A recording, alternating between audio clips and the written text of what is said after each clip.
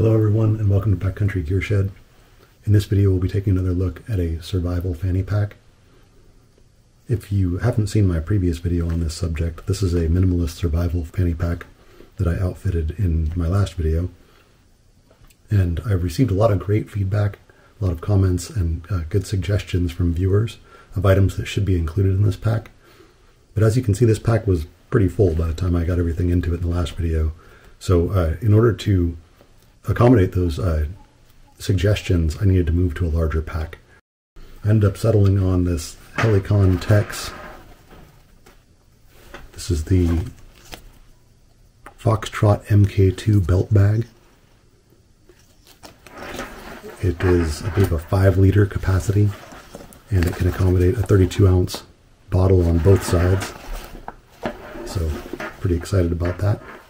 And we will be taking a look at a loadout for this pack, and we will be leaving a little bit of room in this pack, which is another suggestion that I received from a viewer, that this pack was too full, didn't leave any room for needs that might arise along the way for additional storage, and that's very valid. So this new pack should help to alleviate that issue. Here are the pack contents from the last video. I did put the cotton ball and Vaseline tinder in a Ziploc bag just to prevent any leakage. That was a suggestion from a viewer. Actually, I got an even better suggestion than that, which is to wrap them individually in aluminum foil, but that's something I haven't done yet. So for now, I just placed it in a Ziploc bag to avoid any kind of seepage into the pack.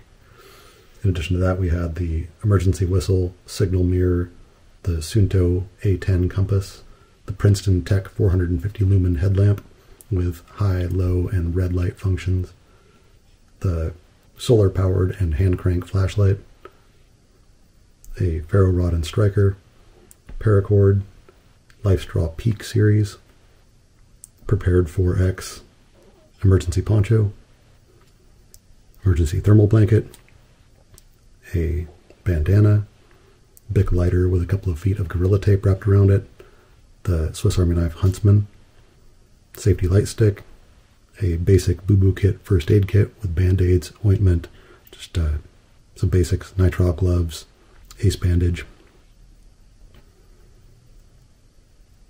And we looked at both of these Nalgene bottles in the previous video.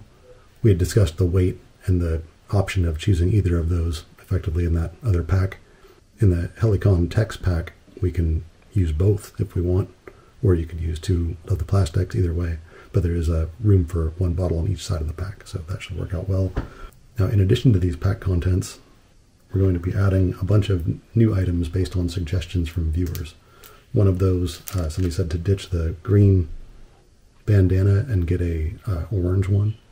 And I'm not going to ditch this one. I'll keep it in the pack. But I did get this Staying Alive bandana. Looks like an interesting product. It's got reflective material on it, and orange. Should be great for signaling purposes. This is a Coulter item, made in USA, 100% cotton. Looks like a quality product. I'll be opening that here in a moment. I'm also going to be adding a second thermal blanket. A viewer suggested swapping out my strikers for ceramic strikers. So I ordered some. I got these Nexland ceramic strikers. I have to say I was really surprised by how small these are. They looked small in the description or in the listing where I purchased them, but even knowing that they were small, they still surprised me by just how small they are. I don't know if this is just the norm for these. If you have experience with these, please comment and let me know. I look forward to trying them out. I hear they cast a great spark, so that's what it's all about. So look forward to trying them. I'm also adding a contractor bag, another suggestion from a viewer, and 2 8-hour tea light candles. That was a great suggestion, some great feedback in the comments there about using a tea light candle under your poncho and in conjunction with the contractor bag. Fill this contractor bag with leaves or duff, make a nice cushion there, and then get yourself off the ground with that cushion. Use a tea light candle under your poncho to provide warmth, and that sounds like just a great idea. I was very convinced by that, so much so that I bought 100 of these tea light candles. I'll be putting them in every pack and keeping them in vehicles and it seemed like a very worthwhile purchase and a great suggestion, so I definitely appreciate that feedback.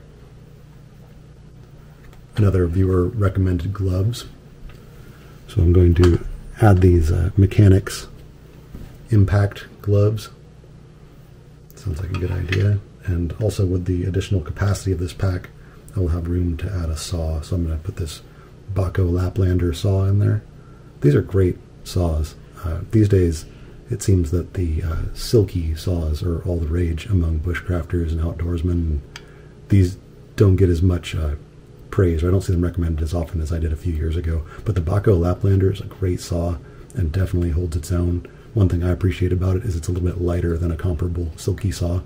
I just got a silky saw about the same size as this recently, and I'm going to be doing a comparison video on those soon, and I'll break down the weight differences. But this is a nice, lightweight, very strong saw that will provide many years of use, and I will also be including that in the pack.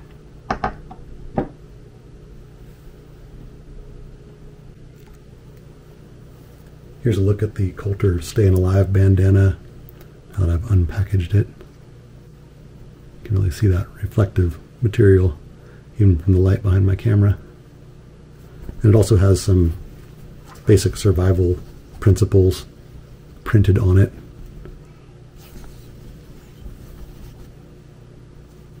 Which seems nice. I mean, if you have to have a bandana, might as well have this helpful information printed on it as well. So far I'm liking this Staying Alive bandana. Seems like a very nice addition.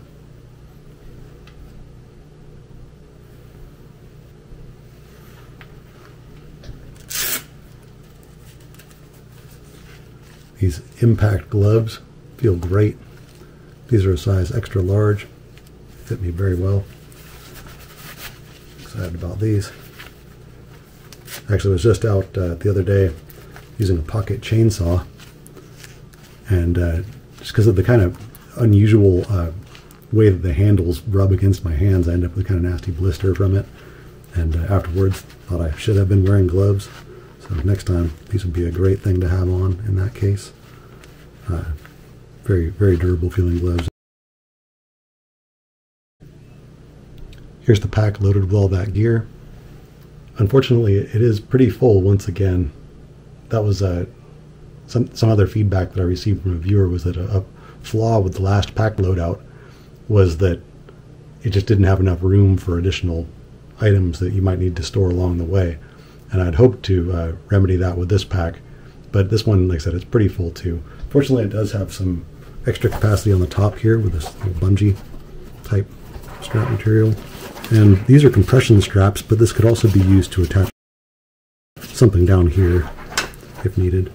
Something I'm definitely appreciating with this pack right out of the gate is it has a lot of great compartments for storage. See this one on the front with some nice, this admin pouch with some nice pockets for organization. I put the tinder in there and the emergency whistle and the Suunto A10 compass. I'll still be doing more playing around with how I have stuff organized in the pack, but this is just where I started with. Pull these out for the moment. And in the larger compartment, they have these nice pockets inside the lid here. I've put the flashlight and the headlamp in that pocket. And there's another pocket in the front here where I put the Swiss Army knife. Unload some of this.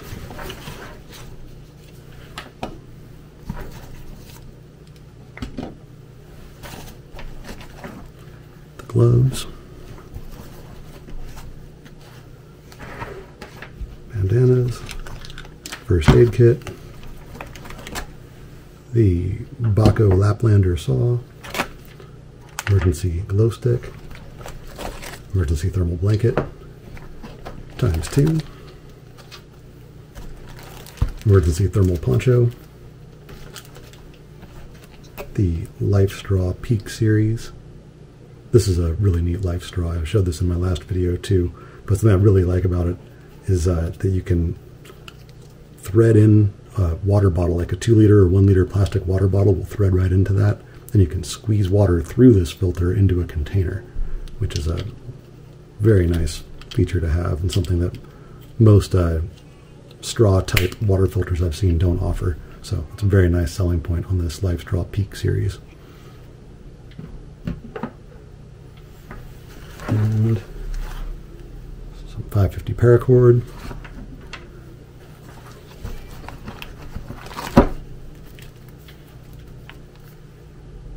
The contractor bag. And the 8-hour tea light candles. You can see here how much room is left in the pack once it's loaded. Not a lot, but you can fit some items in there. And again, there's some room to attach some things on top. There's also some MOLLE attachment points on the sides where some additional storage could be added. I haven't really mentioned yet, but this is a H-harness type bag.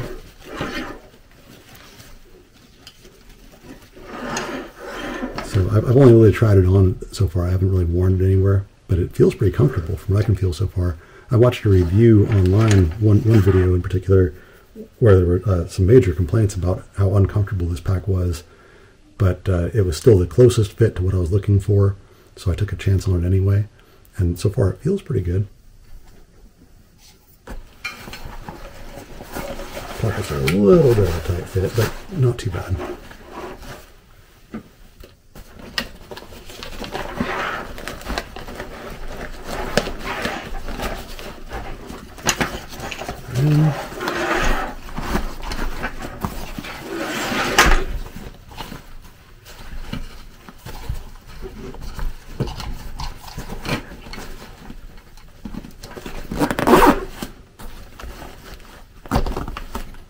And there it is, the Foxtrot MK2 from Helicon Tex with a survival loadout.